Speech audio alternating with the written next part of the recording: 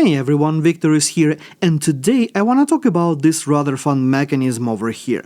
So by looking at our reagents over here, it looks like this is some sort of oxidation reaction. We have a primary alcohol over here, and yet for our product, we're getting just the CH3 group, so looks like we're chopping off part of the molecule right over here. And funny enough, if we check our oxidation states, we are going from -2 for this carbon to a -3 in our final product. So instead of oxidation, that is reduction. That doesn't make any sense. Well, let's see how this mechanism works, and we'll see if we can figure it out. So first, I'm going to show that my chromium oxide will interact with sulfuric acid, making the following protonated electrophilic species.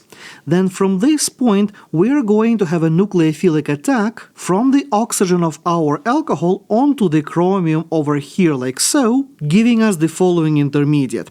Now we're going to bring water since we're working in aqueous conditions, and we're going to pull this proton off like so, giving us the neutral intermediate with the chromate sitting on our molecule. Now, since this is a typical Jones oxidation reaction, I am going to show the hydrogens over here. I'm going to use water as my base, and essentially water is going to come in here and pull the proton off, doing essentially my redox step, giving me my aldehyde intermediate over here.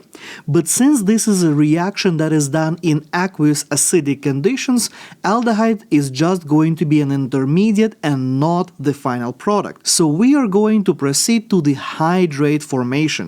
So I will redraw my aldehyde over here and acidic conditions, my water, and I will show that my aldehyde is protonated by my acid like so, giving me the following protonated intermediate, which will then react with water. So I will show water, I will show this nucleophilic attack onto my protonated aldehyde group, and as a result of this nucleophilic attack, I'm going to get the following intermediate, which of course we are going to neutralize with another equivalent of water, giving us the final product of the hydrate formation, which is, well, the hydrate. Now, of course, this is just the half point of our oxidation reaction, and Jones oxidation is going to continue. So I'm going to redraw my hydrate over here so I can show the second round of the oxidation here. I will redraw my chromium oxide here, and again, I will show another nucleophilic attack from my alcohol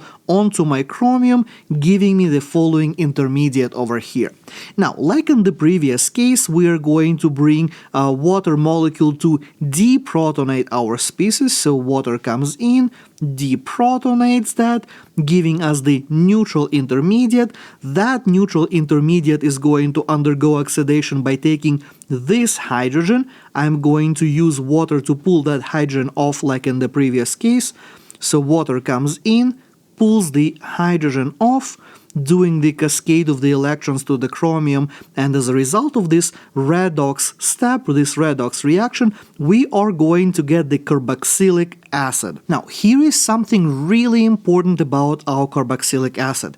This is a beta-keto-carboxylic acid, and those guys are not particularly stable and they tend to decompose. So we are actually going to proceed to the decomposition step, where I'm going to show my oxygen grabbing this proton, electrons cascade like this, and as a result of all of these electron movements, we are going to get the following enol intermediate. Now, since enols are inherently unstable, this enol is going to undergo keto-enol tautomerization in acidic conditions, so I'm going to show my acid here, and I will show how my enol grabs the proton from acid like this, giving me the following protonated intermediate, which now I can use another equivalent of my water floating around to pull that proton off my molecule like so, giving me my final product. So as you can see, we did in fact start our mechanism as the oxidation, as just a normal Jones oxidation, but then due to the nature of our product that we got through this oxidation,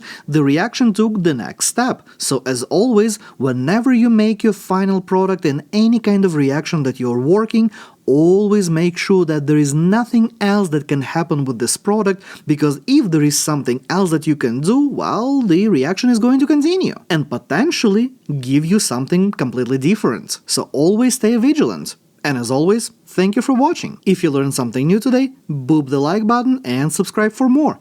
Check out this video next, and I will see you next time.